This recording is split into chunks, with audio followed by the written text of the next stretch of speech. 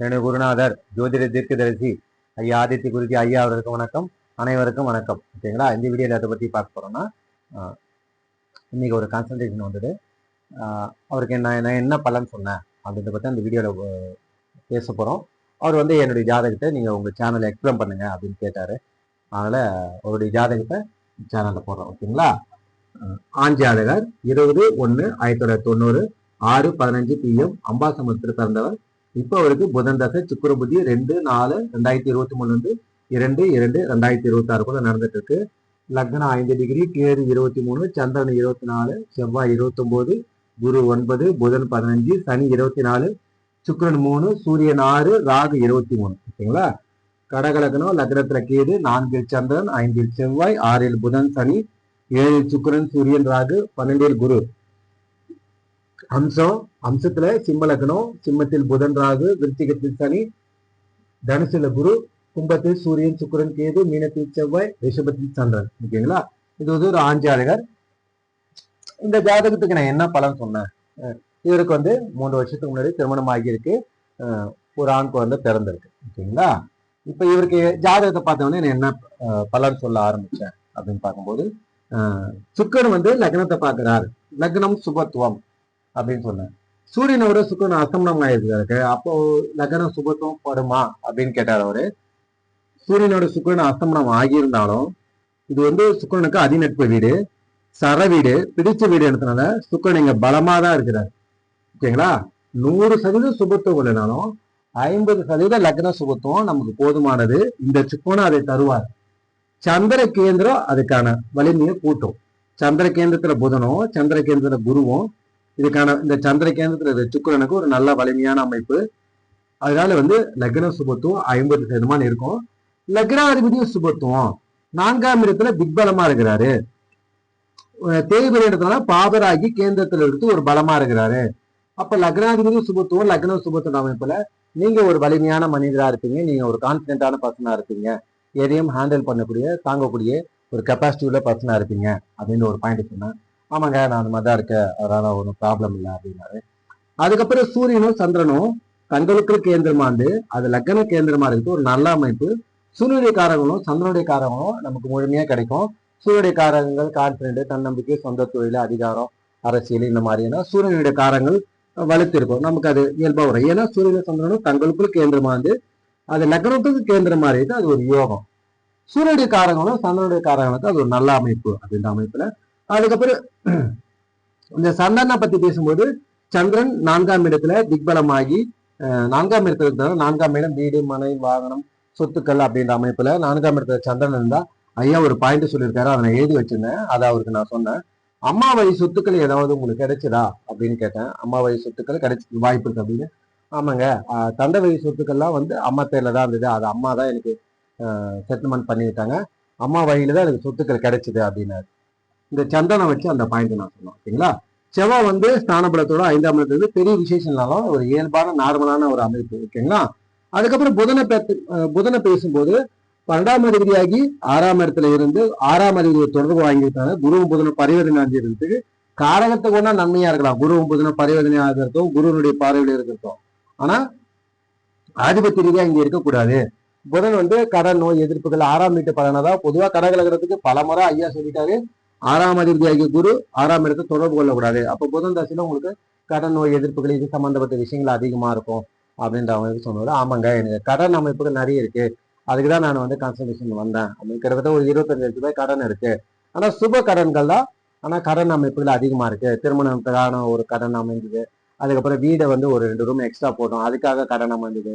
அதுக்கப்புறம் லேண்டில் கிணறு எடுத்தோம், அதுக்காக ஒரு கடன். இந்த மாதிரி கோழி பண்ணை வச்சிருக்காரு, அதுக்கான லோன் வாங்கணும். இந்த மாதிரி கடன்கள் விஷயம் சுப கடன்கள் தான். பட் கடன்கள் வந்து 25 lakhs இருக்கு. அது எப்படி சால்வ் ஆகும் அப்படின்ற அமைப்பு தான் கேட்டாரு. அப்போ புததாசம் நடக்கிறதுனால 6ஆம் இடத்தை தொடர்ந்து நடக்கிறதுனால அவர் என்ன கேட்டாரு, 12ஆம் அதிபதியா புதன் செயல்பட்டாலும் அதுக்கப்புறம் 3ஆம் அதிபதியா செயல்பட மாட்டாரா அப்படின்னு கேட்டாரு. அது ஓகே தான். பட் ஆனா 3ஆம் இடத்துல 8ஆம் அதிபதி சனி பார்த்துட்டாரு. அதனால அவர் 3ஆம் இடத்தை பண்ணணும் அவ்வளவு பியூரா கிடைக்காது. அதனால புதன் தசை வரைக்கும் இந்த கடன் அமைப்புகள் தொடரும். இப்ப ஏற்கனவே வாங்கிட்டு இருக்கிற கடன் வந்து அதை அடைக்கக்கூடிய விஷயங்கள்ல முயற்சிகளை நம்ம ஈடுபடும். படிப்படியா அந்த கடன் விஷயங்களை நம்ம ஈடுபட்டு முழுமையா கடனை அடையிறது கேது தசை ஆரம்பத்துலதான். கேதுதான் ஆறாம் அதிபதி 8ஆம் அதிபதி எந்த வித தொடர்பும் இல்லாம கேது இருக்கிறதுனால கேது லக்னத்தோடைய சந்திரனமாலே செயல்பட்டு அமைப்புல கேது வந்தவொடனே அந்தஸ்து கௌரவத்தை கொடுப்பார். சுக்கரனுடைய பார்வை வாங்கியதுனால லாப பலனையும் தருவார். 4ஆம் வீட்டு பலனையும் வீடு வாகனம் வாசல் தருவார். சூரியனுடைய பார்வை வாங்கியதுனால தனாதிபதி பார்வை வாங்கினா தன அமைப்புகளும் தருவார். அதுக்கப்புறம் சுக்கர தசை லாபாதிபதி 4ஆம் அதிபதி சுக்கரனுடைய காரகங்கள் 4ஆம் அதிபதி தசை நடத்தினா வீடு வாகனம் சொத்து சேர்த்து இதெல்லாம் வந்து கேது தசை சுக்கர தசையில தான் உங்க லைஃப் வந்து இன்னும் பெட்டரான நல்ல பொசிஷன்ல இருக்கும். ஆனா புதன் தசை வரைக்கும் கடனை நீடிக்கக்கூடிய தன்மை தான் இருக்கும். 6ஆம் அதிபதியாகி 6ஆம் இந்த வீட்டை தொடர்பு கொள்ளக்கூடாது, ஓகேங்களா? அப்ப இந்த கடன் அமைப்புகள் நீடிக்கதான் செய்யும் அப்படின்ற மாதிரி சொன்னாரு. உங்களுக்கு இந்த மாதிரி 6ஆம் இட தொடர்பு தசை வரதுனால தொழில் விஷயங்கள்ல வந்து செய்யறது அவ்வளவு சாதகமானது இல்லை. வேலை விஷயங்களும் உங்களுக்கு சூட்டபிளா இருக்கும் தொழில் அப்படின்னு. ஆனா அவர் தொழில் தான் செய்யறாரு. அவரு கோழிப்பண்ணை வச்சிருக்காரு. சரி, கோழிப்பண்ணை வச்சிருக்காரு, எப்படி அது பாசிபிலிட்டி அப்படின்னு பார்க்கும்போது கோழிப்பண்ணைக்கான இறைச்சிக்கான கிரகங்கள் வந்து இறைச்சின்னு போது செவ்வாய் அது வெண்மை நிறத்துல கோழி வெண்மை நிறத்துல இருக்கிறதுனாலையும் முட்டை வந்து வெண்மை நிறத்துல இருக்கிறதுனாலையும் உருளை வடிவமான பொருட்கள் இந்த மாதிரி அமைப்புகளை வந்து சந்திரன் வருவாரு. அப்ப குருனுடைய பார்வையில சந்திரன் சுபத்துவம் மாத்தாங்க முட்டைக்கு காரகன் சந்திரன் வருவாரு. செவ்வாய் இறைச்சிக்கு அப்ப செவ்வாய் ஸ்தானபலத்தோட இருக்கிறதுனாலையும் சந்திரன் வந்து சுபத்துவம் மாத்தாங்க இந்த கோழி பண்ணையை ஒரு செட் ஆகுது. லக்னாதிபதியே 4ஆம் இடத்தை திக்பலமாகி 10ஆம் இடத்தை தொடர்பு கொள்றாரு. 10ஆம் இடத்தை தொடர்பு கொள்கிறார். அதனால இந்த கோழி பண்ணை ஒரு செட் ஆகுது. கோழி பண்ணை இவரே வளர்த்து இவரே இறைச்சி கடை அனுப்பினாதான் அது சொந்த தொழில் மாதிரி வரும். ஆக்சுவலா கோழி பண்ணையில வந்து ஒரு கமிஷன் மாதிரியான ஒரு தொழில் தான். ஏன்னா அவங்க குட்டிகளை கொடுத்துருவாங்க, அது நம்ம ஒரு குறிப்பிட்ட நாளுக்குள்ள நம்ம வளர்த்து அவங்களுக்கு திரும்ப ரிட்டர்ன் பண்றோம். அதனால ஒரு கிலோக்கு இவ்வளோ அப்படின்ற மாதிரி கமிஷன் தான் கிடைக்கும். ஓகே, நாமளே இறைச்சி கடை வச்சோன்னா அது வேற மாதிரி 10ஆம் இட தொடர்புன்னு வரும். ஆக்சுவலா இது வந்து செவ்வாய் சந்தனம் கோழி பண்ணை இது புதன் தான் வரும். ஏன்னா நம்ம கமிஷன் பேசிஸ் தான் வரும். நாமளே இறைச்சி கடைக்கு நம்ம நடத்தல, அது அந்த மாதிரி இருந்தாக்கா டைரக்டா 10ஆம் இட தொடர்பு மாதிரி வரும். இந்த புதன் ஒரு கமிஷன் ஓரியன்ட்ல செவ்வாய் கோழி பண்ணையால ஒரு கமிஷன் வருது. அதே மாதிரி அப்பா வழி சொத்துக்கள் அம்மா மூலியமா நம்ம கிடைச்சதா அந்த விவசாய லேண்டுகளை வந்து விவசாயம் பண்றாரு. அதன் மூலமா ஒரு இன்கம் வருது. விவசாயம் செய்யறதுக்கான கிரகம் வந்து சனி சுபத்துவமா இருக்கிறதுனால அந்த விவசாய தொழில்கள் இவருக்கு நல்ல மாதிரி கைகூடும், ஓகேங்களா? ஆனா இவர் படிச்சது பாத்தீங்கன்னா ஐடில படிச்சிருக்காரு, ஓகேங்களா? ஏன் இந்த மாதிரி ஐடில படிச்சுட்டு இந்த மாதிரி கோழி பண்ணை வைக்கிறாரு, இந்த மாதிரி விவசாயத்துல வராருனாக்கா இதுதான் புதன் தசை. அவயோக தசை நடக்கும்போது நம்ம டைவர்ஷன் ஆகும். நம்ம ஒரு ஜாதகத்துல முதல்நிலை சுபத்துவ கிரக தொழில்கள் தான் நம்ம செய்வார் அப்படின்னு பார்க்கும்போது அவயோக தசை நடக்கும்போது 2ஆம் நிலை சுபத்துவ கிரகம், 3ஆம் நிலை சுபத்துவ கிரகம், இல்லைன்னா 10ஆம் இட தொடர்பு கொண்ட கிரகங்கள் தொழில்கள் அப்படின்னா ஸ்தான பலம் அடிப்பதில் எந்த கிரகம் ஸ்தான பலமா இருக்கோ அதை ஸ்தான பலம் அடைஞ்சா அந்த கிரகத்துடைய காரகங்கள் வலுத்திருக்குது அந்த ஜாதக அமைப்பு. அப்ப அதன் மூலியமாவும் நம்ம அந்த தொழிலை வந்து ஈடுபடலாம். ஒரு ஜாதத்துல 2-3 கிரகங்கள் 3-4 கிரகங்கள் வலுத்திருக்கு அப்படின்னும் போது அவங்க வெர்சடைல் பர்சனா இருப்பாங்க. பலவிதமான தொழில்கள் மேல பலவிதமான வேலைகள் மேல இன்ட்ரெஸ்ட் இருக்கக்கூடிய மனிதராக இருப்பாங்க. அவங்களுக்கு ஒரு ஆப்ஷனு கூட நம்ம தொழில் செய்யறது ரொம்ப கஷ்டமா இருக்கும். இந்த மாதிரி அவயோக தசை நடந்ததுனால ஐடி ஃபீல்ட்ல படிச்சுட்டு இவரு டைவர்ஷன் ஆகிறாரு. ஏன்னா அப்படிதான் அவயோக தசை. அதனால அந்த இப்போ செவ்வானுடைய காரகத்துல புதன் கமிஷனா வர்றாரு. இது யோக தசைகள் அமைப்புல போகும்போது புதனுடைய ஐடி செக்டர்ல கூட இருந்திருக்கலாம், ஓகேங்களா? இந்த மாதிரிதான் போகும். இவருக்கு திருமணம் நடந்திருக்கு. திருமண வாழ்க்கையில எப்படி இருக்குன்னு கேட்டாரு. சுக்கரன் 7ஆம் இடத்துல இருக்கிறது ஒரு நல்ல அமைப்பு. ஒரு சர வீட்டுல கேந்திரத்துல இங்க 11ஆம் அதிபதியாகி 4ஆம் அதிபதியாகி 7 இருக்கிறது ஒரு நல்ல அமைப்புங்க. திருமண விஷயங்கள அத ராகு டிகிரி அமைப்புல சுக்கரன் ராகும் ரொம்ப விளக்கம் அதிகமா இருக்கு. இவங்க இருக்கிறது அதனுடைய பலத்தை குறைக்குது அந்த அமைப்பு குறைக்கலாம் அப்படின்றாங்க. ஆனா இங்க சுக்கரன் இருக்குது திருமண விஷயங்களுக்கு ஒரு நல்ல அழகான அமைப்பு அப்படின்னு ஐயா சொல்லியிருக்காரு. அதனால ஒரு 50% பலம் இங்க சுக்கரனுக்கு கிடைக்கும். சந்திர கேந்திரத்துல இருக்கனால திருமண விஷயங்கள் நல்லா இருக்கும். ஆனா புதன் தசை வரைக்கும் இப்படிதான் கண்டினியூ ஆகும், இப்படிதான் போகும். கேது தசை தான் 6ஆம் இட தொடர்பு வந்து கட் ஆகுது. அப்பதான் உங்களுக்கு முழுமையான பலன்கள் நடக்கும். இந்த பாயிண்ட் சொன்னேன்.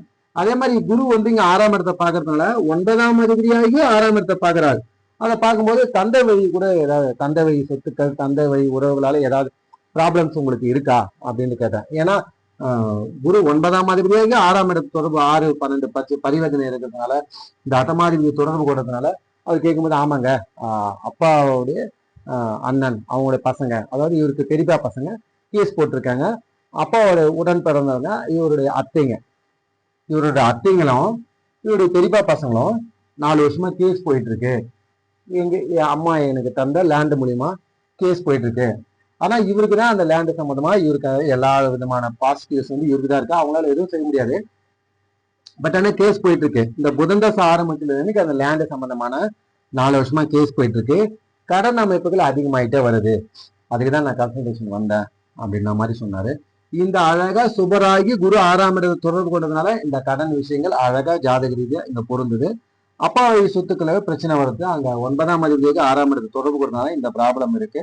இது எல்லாம் புதன் தசை வரைக்கும் நீடிக்க தான் செய்யும். ஓகேங்களா. கேது தசையில வந்து ஃபுல்லா வேற ஒரு லைஃப் பேட்டர்ன் வந்து மாறும். கேது வந்து யாருடைய தொடர்பும் வாங்கல. அதே மாதிரி வேற எங்கேயோ ஜாதகம் பார்த்திருக்காரு. அவங்க என்ன சொல்லியிருக்காங்கன்னா, செவ்வாய் 8ஆம் பாதியா குரு பார்க்கறது தவறு தானே, அதனாலதான் உங்களுக்கு இந்த கடன் பிரச்சனை எல்லாம் வந்திருக்கு, உங்களுக்கான பிரச்சனைகளுக்கு எல்லாத்துக்கும் காரணம் செவ்வாய் 5ஆம் இடத்துல இருக்கு தப்பு, இந்த குருவை பார்க்கறது தப்பு அப்படின்னு சொல்லியிருக்காரு. ஆக்சுவலா அப்படி இல்லை. எந்த ஒரு லக்னமா இருந்தாலும், அதுவும் குறிப்பா ராஜயோகாதிபதி செவ்வாயுடைய பார்வை இங்க குருவுக்கு 8ஆம் பார்வையோ 7ஆம் பார்வையோ 4ஆம் பார்வையோ எந்த பார்வை ஏற்பட்டாலும் அது தர்ம கர்மாதிபதி யோகம். ஓகேங்களா. அதனாலதான் தவறு இல்லை. குரு 6ஆம் அதிபதியாகி 6ஆம் இடத்தை தொடர்பு கொடுத்தா தவறு. அதனாலதான் இவருக்கு அந்த கடன் பிரச்சனை இதெல்லாம் இருக்கு. அதை ஹேண்டில் பண்ணுவார். இதுக்கெல்லாம் மனக்கலக்கம் அடைய மாட்டார். தைரியமா கான்பிடென்டோட தன்னம்பிக்கையோட ஹேண்டில் பண்ணுவார். லக்னாதிபதி 4ஆம் இடத்தில் திக்பலமாகி சுபத்துவமாகி லக்னம் சுபத்துவமாகி பலமா இருக்கிறதுனால எதையும் சமாளிக்கக்கூடிய ஹேண்டில் பண்ணக்கூடிய மனிதராக தான் இருப்பார். அதுக்கான சூழ்நிலை இவருக்கு ஒத்துழைக்கும். அதெல்லாம் பெரிய லெவல்ல எந்த விதமான பெரிய லெவலான பிரச்சனைகள் சந்திக்கிறதுக்கு இந்த ஜாதகத்துக்கு வாய்ப்பு இல்லை. ஓகேங்களா. ஜாதகம் நல்லதா இருக்கு. ஆனா கடனோட லைஃப் நகரம் புதன் தசை வரைக்கும். இதுதான் இந்த ஜாதகத்துக்கான பலன். இந்த வீடியோ பிடிச்சிருந்தா லைக் பண்ணுங்க. தொடர்ந்து இது மாதிரி வீடியோ போறதுக்கு சேனலை சப்ஸ்கிரைப் பண்ணுங்க. ஓகேங்களா. நன்றி, வணக்கம், தேங்க்யூ.